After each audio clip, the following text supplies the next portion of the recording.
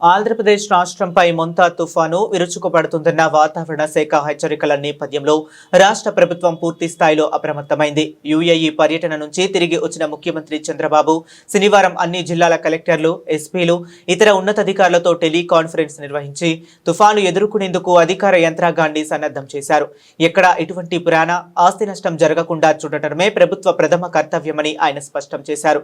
వాతావరణ శాఖ జారీ చేసిన రెడ్ అలర్ట్ను ప్రస్తావిస్తూ ఈ నెల 26, 27, 28, 29 తేదీల్లో తుఫాను ప్రభావం రాష్ట్రంపై తీవ్రంగా ఉంటుందని సీఎం తెలిపారు. ముఖ్యంగా ఈ నెల 28వ తేదీ సాయంత్రం కాకినాడ సమీపంలో మొంతా తుఫాను తీవ్ర తుఫానుగా మారి తీరం దాటుతుందని, ఆ సమయంలో గంటకు 90 నుంచి 110 కిలోమీటర్ల వేగంతో పెనుగాలులు వీస్తాయని అంచనా వేస్తున్నట్లు వివరించారు. దీని ప్రభావం శ్రీకాకుళం నుంచి తిరుపతి వరకు ఉంటుందని, 80 నుంచి 100 మిల్లీమీటర్ల మేర భారీ వర్షం కురిసే అవకాశం ఉన్నందున ఇప్పటి నుంచే సమగ్ర సన్నాహక చర్యలు చేపట్టాలని ఆదేశించారు. ఈ విపత్తుల సమయంలో ప్రజల ప్రాణాలను కాపాడటం కంటే ముఖ్యమైనది ఏదీ లేదు.